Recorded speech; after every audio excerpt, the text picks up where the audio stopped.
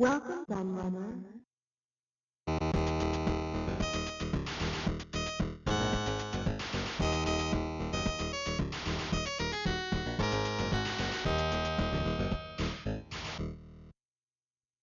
Hey everybody, Kieran aka The Laird here, and I'm here with another book review. As I said recently on some of my videos, I've got an awful lot of book reviews to do at the moment, so I'm trying to crack through them. And this is one that's been sitting on my pile to review for a while, and I was umming and ahhing whether to do it, but I'm going to anyway. I think it deserves a look at. I mean, obviously, I usually stick to video game related stuff on my channel, specifically retro gaming stuff. But I feel this meshes in quite nicely with geek culture in general, which is my thoughts, which is why I was umming and ahhing. And I thought, well, yeah, you do find that most people who are into video games are also into things like comics and stuff as well. Not everyone, but a lot of people are. So I thought it would still be of interest to a lot of people out there who watch my channel. And I think it's a great book as well. I've had it for a little while. I've had it for a good couple of months, so I'm already quite familiar with it. But I thought uh, it would be nice to take a look at. It's a big old thing. Um, I mean, you can kind of tell by the fact it's called DC Comics Year by Year, which straight away suggests that it's going to be big. A visual chronicle, and it's the updated edition of said book. It's by DC Comics themselves. That's just a guide so you can see how thick the book is. That's a big old thing indeed, and I've got the camera pushed quite far back from the book because the book is pretty large. You can probably see how large it is actually in comparison to the screen and stuff in the background. But so it's going to be quite difficult to actually flick through it because I'm literally stretching to reach it without knocking over the camera, which is in front of me. But I will have a little flick through it. I'm not going to spend too long like with a lot of my videos. I go quite in depth and show you every page. I don't think I'm going to do that with this book because I don't really think I need to. So I'm just going to try and give you a general idea of what it's about. Um, First, I'm just going to mention that I got this from the Works. So those of you in the UK will probably be very familiar with a chain called the Works, who sell books and stationery and that kind of thing, but very much at a discount price. So if you're not aware of the Works, have a look up and see where your nearest one is, because everything they sell is always super cheap. And it can be quite random what they have in there. Sometimes they have fantastic stuff, and there's about a million things you want to buy. Sometimes you go in there and there's nothing. There's just loads of crap. A bit like pound shops, I suppose, in a way. But the Works do tend to get a lot of really quality stuff in from time to time. And this is a great example. My local Works have had a nice kind of, I'd say, geek book section now for a while. They've got a little section where it's all comic book stuff, computer game stuff. It's all stuff like that. And it's really cool. I don't know if they have that in every single the Works. I would imagine that they probably do because it seems to be quite popular in my one. And you'll see there the retail price down there. It was £30, and this was, I think if I remember rightly, it was £10 off. So that's great to get a tenner off the price of something like this. An official product like this, and a very high quality one. So it was actually my wife who bought this for me as a little present, which was really nice. She's so a big thank you to the lovely Mrs. Hawken, because she does do well with presents. I have to confess, she's knows me far too well. And so it starts off. It tells you all the people who are behind it. It starts with some lovely artwork. I mean, I think I was more intrigued to see. I don't know when this book originally came out. I'm just trying to look there. It says 2016, so I'm guessing that there was an earlier version, but it doesn't say when the earlier version was. So actually, it was only recently released, which seems even better that it was discounted so much because it only came out this year. Because quite often the stuff that you'll get in the Works that's discounted is stuff that's been out for ages, and people are trying to clear it out, which is why it's discounted. So. Yeah, it goes to every decade there, as you'll see, right up to the present day. And it's particularly good now because obviously we've had a lot of DC related films come out.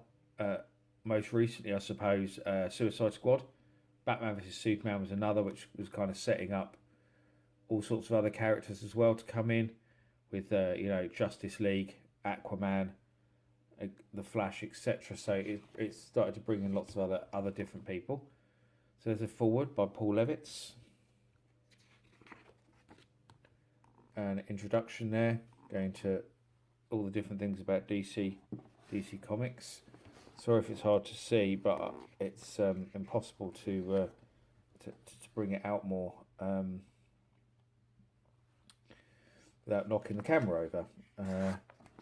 So it's a big old book. So it goes into the really early years. So we've got a fun comic magazine and stuff like that there. New comics. And it's a while before we actually see, the kind of DC that we know today, I suppose, coming in. We start to see detective comics, action comics, which I suppose are the early days of what we know of them now. And there we go, there's Superman appearing in June 1939, and that was the first appearance of him, the first one to come in. And this is interesting as well, the debut of Batman there was May 1939, but he looks very, very different there. So he's quite a different character there, so he evolved quite a lot, whereas Superman is, the logo hasn't changed, he looks the same, it's all relatively similar. I'm just going to zoom in on this a minute so you can see it. I mean, Superman looks identical pretty much to how he does now, whereas Batman down there, you can see, very different indeed. Almost unrecognisable from the Batman now. I love the way they do this throughout the book, putting these double page spreads of iconic art. So we move to the 40s. We see the evolution of Batman there. So now we can see that Batman very much now looks like the modern Batman there. So a lot more like him. Captain Marvel comes in. So we're starting to, through the 40s, we definitely start to see Marvel as we know them more today. So Superman. We see the Flash come in there, 1942. I am flicking through it pretty much because there's a lot of stuff to read in this book. There is a lot of good imagery, but I'd say it's pretty equally set between the imagery and stuff to read. So there's the Green Lantern up there. I'll try to sort of spot characters as I'm going through as they're coming in. But it really is a great look at, the evolution of DC over the years. And their comics. There's 3D Batman, Doctor Strange. Not Doctor Strange, because that's a Marvel character.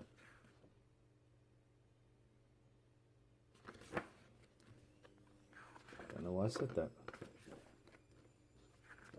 I just saw the word strange and my head said something else. Sergeant Bilko. Interesting. Don't remember spotting that when I was looking through it before. Comics for Lois Lane, and there's Wonder Woman, Superboy. So it was really, at this period, they really seem to be concentrating on the Superman universe, especially. That's the Flash and Batman again. And there's Suicide Squad there. And the Green Lantern. It's great to see Suicide Squad in there. Then moving to the 60s, we've got Justice League America there. So we've really got the universe. It is a lot more complete here. Aquaman there.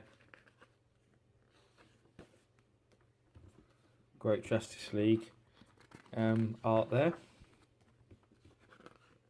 Dr. No. That was where I got confused. I saw Strange and I saw Doctor No and got it wrong. I definitely lose some geek points for that one. Strange Adventures. See, that's what I saw before. Strange Adventures and Doctor No, and somehow got the wrong character out of looking at those quickly. Plastic Man. I remember having a Plastic Man comic when I was a kid. Some of us used to go to, I don't know if anyone else remembers this from the UK, but you'd be going somewhere on holiday or a long journey or something, you'd stop at the old service station and they'd always have comics in the service station. And we quite often used to buy the little Dandy and Beano books. I don't know if anyone remembers them that you used to get. But sometimes if there wasn't any that appealed to us, we'd get like a Marvel or a DC comic. And I do remember having a Plastic Man one. I remember having an Aquaman one as well. But Plastic Man, I think I have fond memories of that one. I think I liked that one a lot.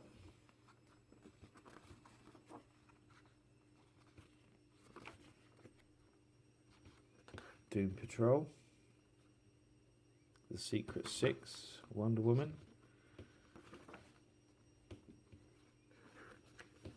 Lots of Batman. Hot Wheels comic, Sergeant Rock.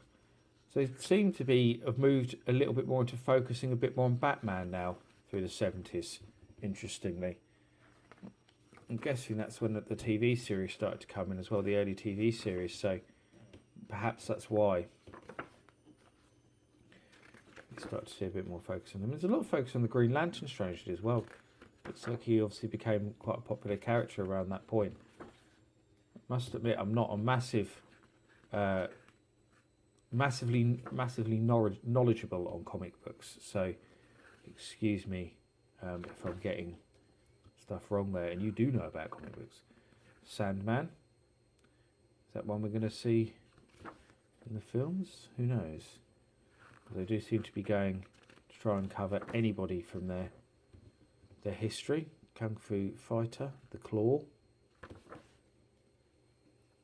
Lots of characters here that we haven't seen yet in any of the movie universe.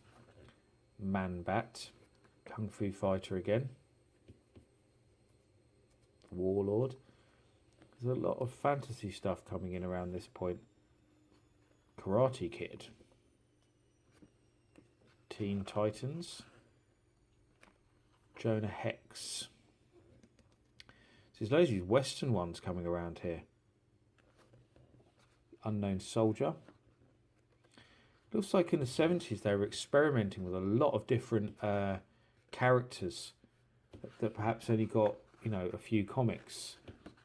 But they definitely seem to try to be expanding things. I mean, there we go, Steel, the Indestructible Man. Another new one. I like that up there, Superman versus Muhammad Ali.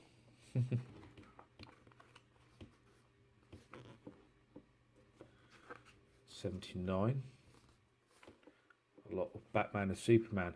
So they seem to have gone back to focusing on their main characters now of Batman, Superman, Green Lantern, and forgotten about some of those experimental characters they're playing around with in the 70s. The New Titans, though, that seems to be something they were looking at quite a lot then. And the Legion of Superheroes. Basically a version of Justice League by the looks of things.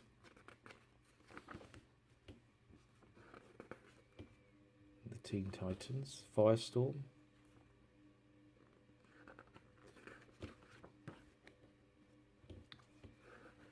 Into the 80s, got Green Arrow. Start to see some more mature stuff as well, like Ronin there, come in.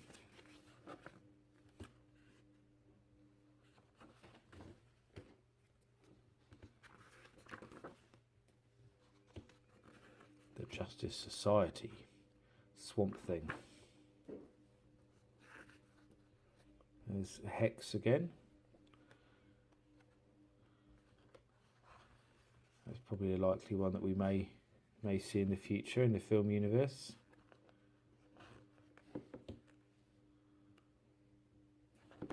More lovely artwork. I mean, look at that. That's fantastic. Fantastic piece of art there.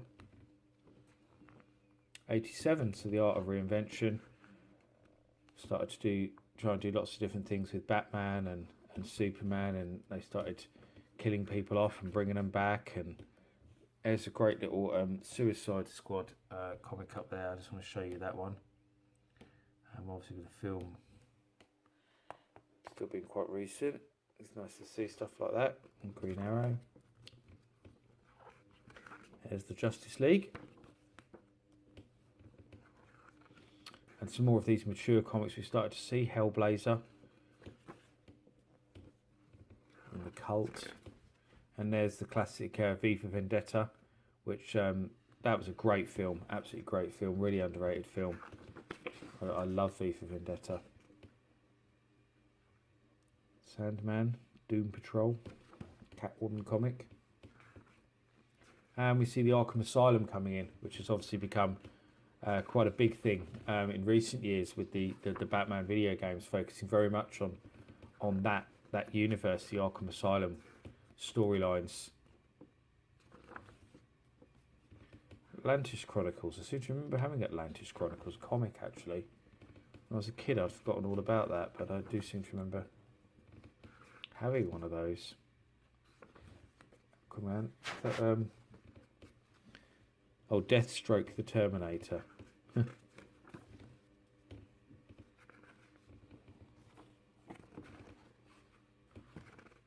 More great artwork. So I should also mention that they had, obviously I talked a bit about what they had in the works, but they had a lot of different ones, not just DC but Marvel. So they had like one of these that was just focusing on Batman, had one of these that was with Spider-Man, like Marvel ones. And other characters from the Marvel universe. So there's a lot of really different selection of books. So it was actually, when you go in there, the first time I saw them, I wanted to buy one. I managed to talk myself out of it because at the time I was trying not to spend money, so I was trying to save for my wedding. And I think that's why my wife went back in and bought me this, because she knew that I really wanted to buy one when I was in there with her before. But I was really struggling on which one to choose because there were so many good ones. There's Shazam, who I know we are getting a movie of, I believe. I remember hearing that one had been talked about as coming in. The Shazam movie. And interestingly, there's Preacher, which obviously we've now seen come onto TV. So that one's particularly interesting, I guess, seeing that now in there. The Flash. And there's DC versus Marvel Comics. Great to see, of course. Two most iconic comic brands. It's getting harder to flick through it now as I get through the end. The art of Alex Ross, very famous artist. Great imagery there of Superman and Wonder Woman and stuff. So moving to the late 90s now. Flash, Batman, Wonder Woman. Superman Red and Superman Blue, which is actually a video game reference there because they use that as the basis for the Taito's Superman arcade game that they made, because you could play as a red Superman, you could play as a blue Superman. It was 2-player. And that whole comic book provided the inspiration to do that in the game, to make it 2-player. Superman and Bugs Bunny, weirdly tying up DC with Warner Brothers. Harley Quinn comic.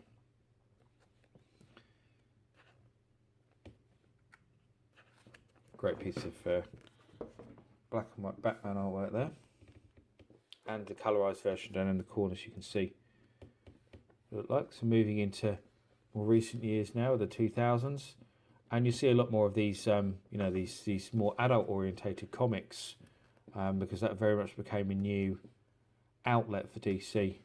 The sort of people who've grown up with comics, looking for something a bit different, and the adult side of comics has become a big thing over recent years with, like comics of The Walking Dead and stuff like that.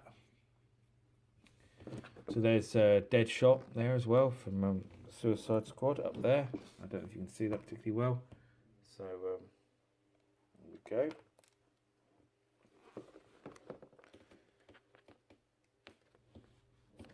Batman comics, Robin comics. Great bit of double artwork there again for Superman. Trials of Shazam. Texas Chainsaw Massacre comic. Sinestro Corps Green Lantern. So quite a lot of new Green Lantern stuff. And there we go. Here's some more of the adult comics. We've got Warcraft there, The Great Escape. We've got Freddy versus Jason comics.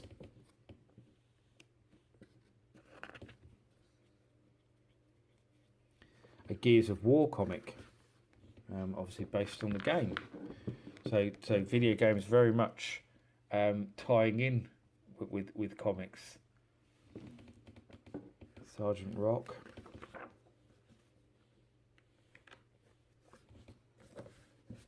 Some great Batman artwork there.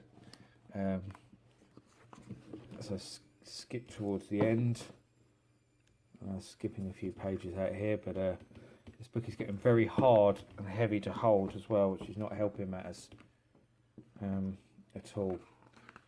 2012, coming very close up to the present day here. So lots of stuff on the death of Batman's family and Batman very much taking a darker route like the films did.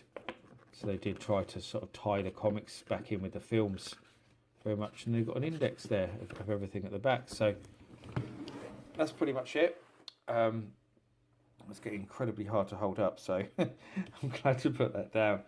But yeah, if you're in the UK, pop into the works and have a look and see if you can find this book. So if you're a fan of DC Comics, you're going to absolutely love it. And if you're a fan of Marvel Comics, look out for the Marvel versions of these as well, because there was ones that were the same kind of format, equally as good. And I say there was also ones for different characters. So there was a Batman one, there was a Superman one, so there was individual ones for the different Marvel character, different Marvel and DC for that matter characters. So yeah, these are great. I mean, there's probably other places you can get them online. So by all means, go and have a search for them. And if you're not in the UK, I'm very sure that something like this was also sold in America and other places as well, because it seems like a pretty international product. But they're great things, especially at the prices. With the £10 off, it was very much worth it.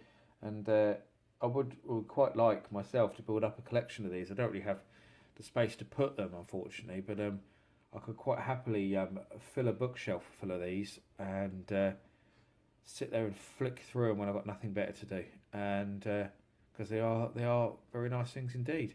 So as always, thank you for watching, and please give us a like and subscribe if you haven't already, and I'll see you all again with another video very soon. Thank you. Bye bye.